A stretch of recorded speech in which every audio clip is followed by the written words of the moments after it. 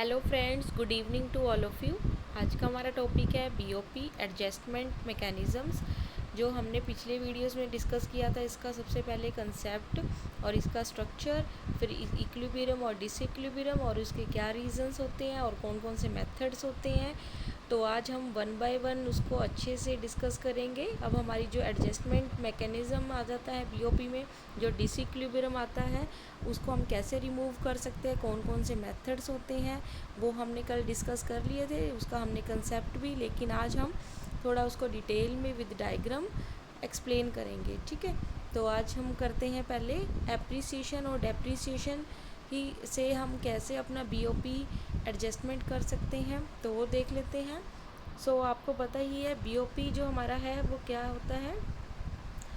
जब इक्विलिब्रियम में कब होता है ये बीओपी इन इक्विलिब्रियम तब होगा, ठीक है, जब क्या होगा, आपका जो पेमेंट इक्वल टू रेसिप्ट्स होगा। ठीक है, ये तो हमको पता है कि पेमेंट इक्वल टू रेसिप्ट्स होगा तो हमारा इक्विलिब्रियम में होगा।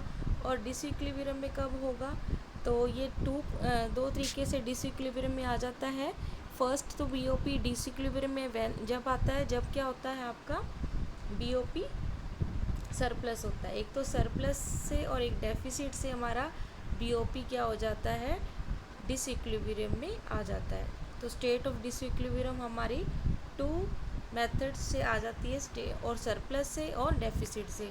सरप्लस से कब आती है, जब हमारी रेसिप्ट्स जो होती हैं वो क्या होती है, ग्रेटर देन होती है हमारी पेमेंट से, यानी कि हमारे एक्सपोर्ट ज़्यादा होते हैं इंपोर्ट से। और दूसरी साइड डेफिसिट कब होता है, जब हमारी रेसिप्ट्स लेस देन होती है पेमेंट से और एक्सपोर्ट लेस देन होते हैं हमारे इंपोर्ट से। ठीक है, अब इसको कैसे करेक्ट कर सकते हैं वो देख लेते हैं विद द हेल्प ऑफ डेफ। अब हम ज़्यादातर प्रॉब्लम हमारी जो कंट्रीज़, जो लीस्ट डेवलप कंट्रीज है, उसमें डेफिसिट आती है और डेफिसिट के ही मेथड सबसे ज़्यादा होते हैं। तो फर्स्ट ऑफ ऑल मैं आपको बता दूं कि रेट ऑफ एक्सचेंज कैसे डिटरमिन होता है। तो पहले हम देख लेते हैं एक बेसिक सा कंसेप्ट।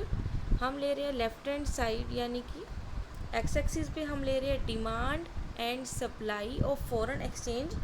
ठीक है, फॉरेन एक्सचेंज की जो हमारी जो डिमांड एंड सप्लाई है वो लेंगे हम, और यहाँ पे लेंगे रेट ऑफ एक्सचेंज।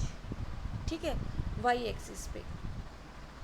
उसके बाद हम देखेंगे कि डिमांड जो होती है वो हमारी फॉरेन एक्सचेंज के लिए नेगेटिव होती है। और ये क्यों होती है कि क्योंकि जैसे जैसे आपकी ये स्लोप डिमांड कब होती रहती है, यानी कि अगर आपका रेट ऑफ एक्सचेंज ज़्यादा डाउन जाता रहेगा, उनको क्या होंगे, हमारे एक्सपोर्ट क्या लगेंगे, चीपर लगेंगे।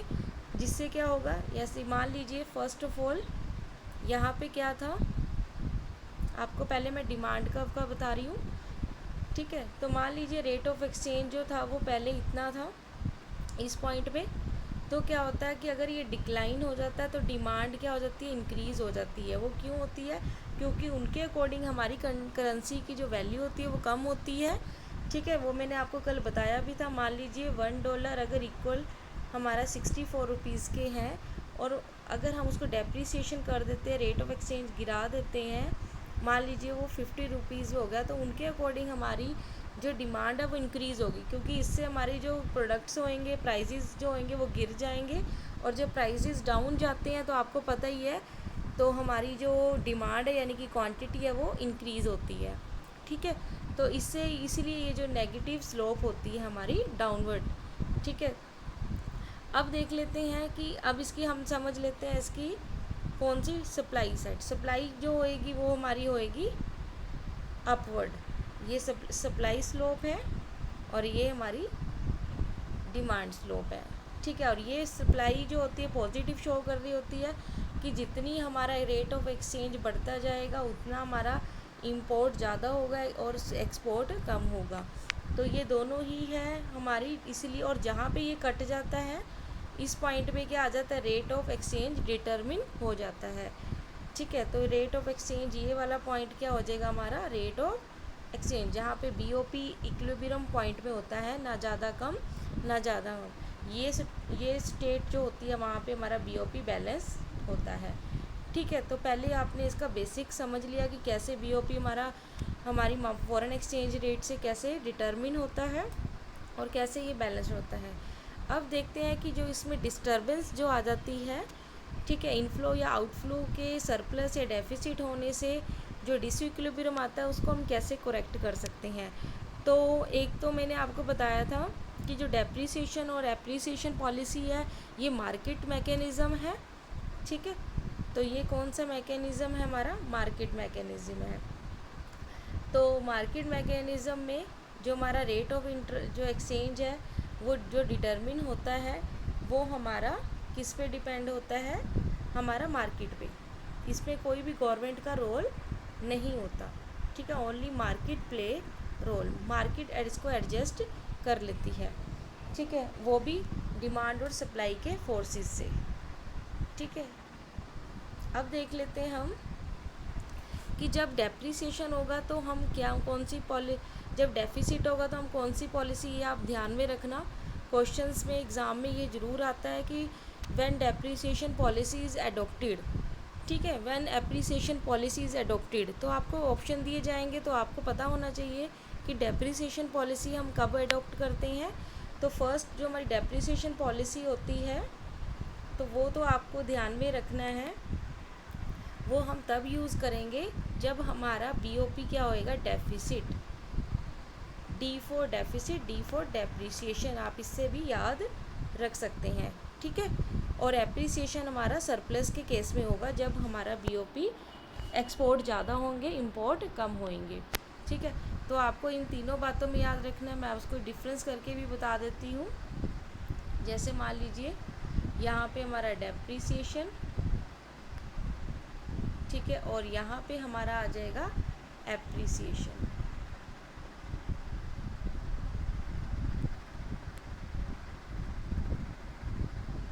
तो डेप्रिसिएशन में आपको एक तो याद रखना है डेफिसिट, जहाँ पे बात आ जाए डेफिसिट, कई बार वो पूछ लेता है डेफिसिट ना देके आपको इंपोर्ट्स ग्रेटर दैन एक्सपोर्ट भी दे सकता है, ठीक है, या फिर वो क्या कर सकता है, आपके पेमेंट ग्रेटर दैन रेसिप्ट भी हो सकता है। ये तीनों का मीनिंग जहाँ पे आ जाए वहाँ पे क्या होगा, आप डेप्रिसिएशन पॉलिसी अडॉप्ट करोगे।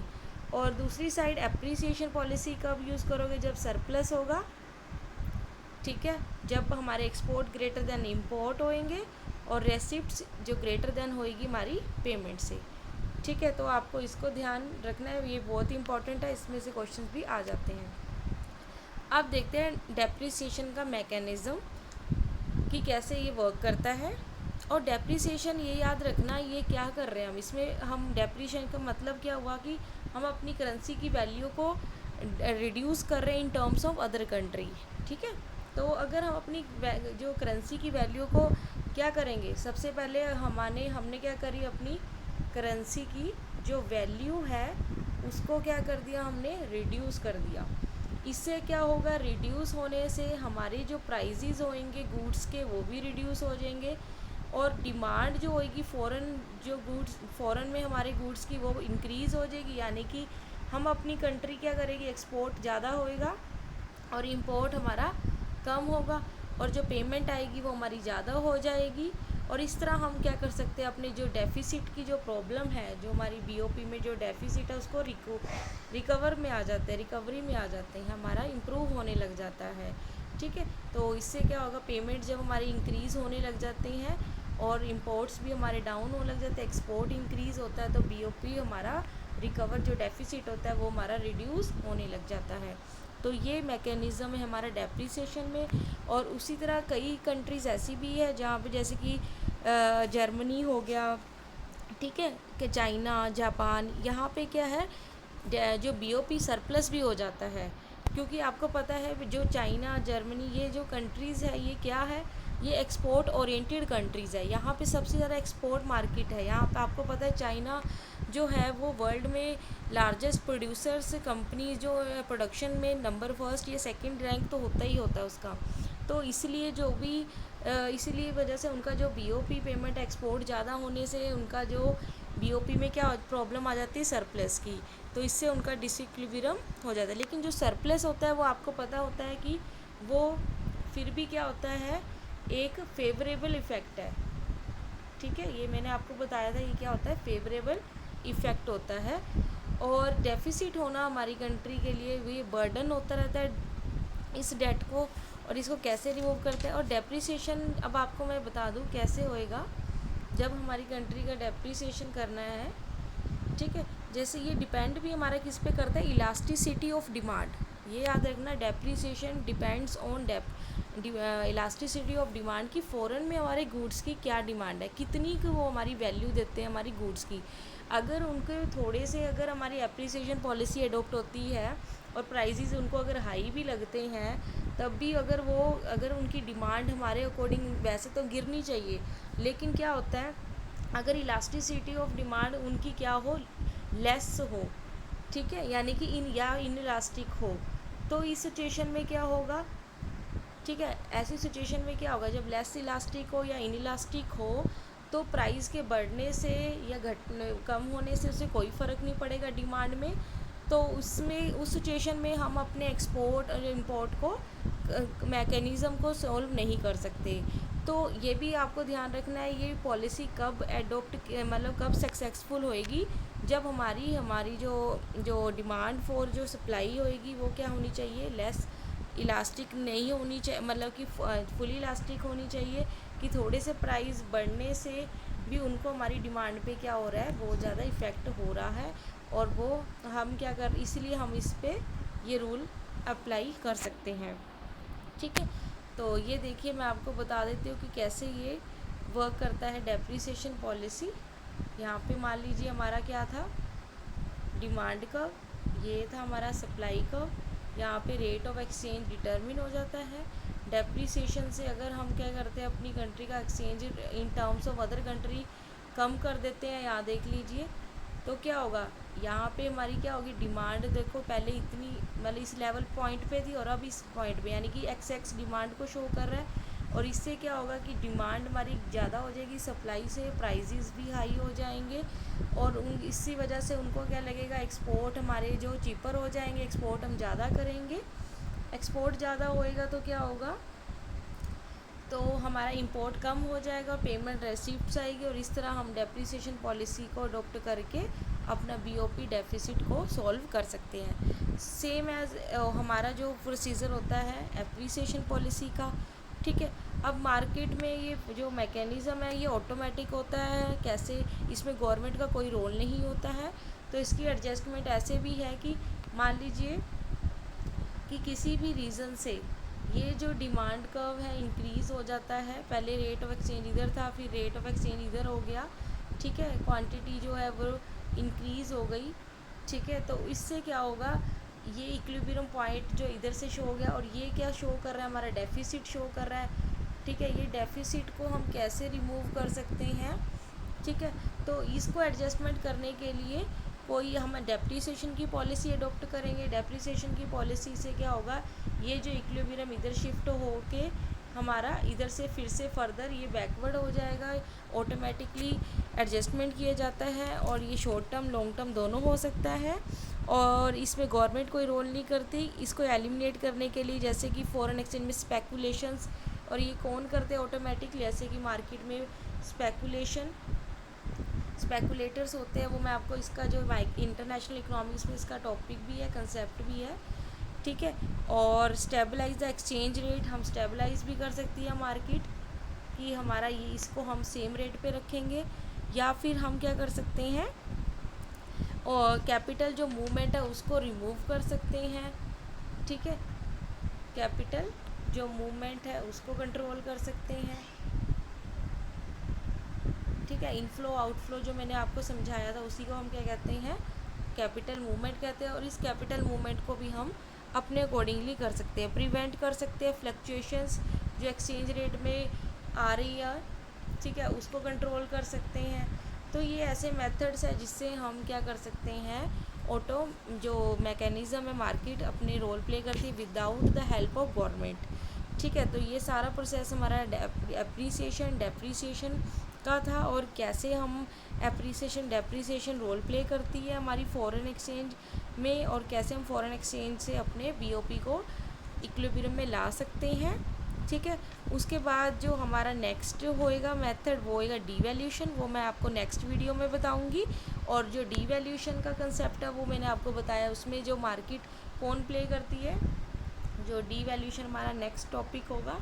और ये किसके द्वारा कि इसमें भी हम क्या कर रहे हैं, वैल्यू तो दोनों में ही क्या हो रही है, जो एक्सचेंज रेट है हमारी दूसरी कंट्री के अकॉर्डिंग हमारी जो वैल्यू है मनी की वो रिड्यूस हो रही है, ठीक है। वैल्यू ऑफ मनी दोनों में ही रिड्यूस हो रही है। बट इसमें क्या है, गवर्नमेंट रोल प्ले करती है कि गवर्नमेंट कैसे करती है, फ्लेक्सिबल फिक्स्ड एडजस्टमेंट रेट, वो हम डिस्कस करेंगे कि क्या इसका गवर्नमेंट रोल कैसे प्ले करती है, ठीक है। डीवैल्यूशन का कंसेप्ट नेक्स्ट वीडियो में अच्छे से पढ़ेंगे।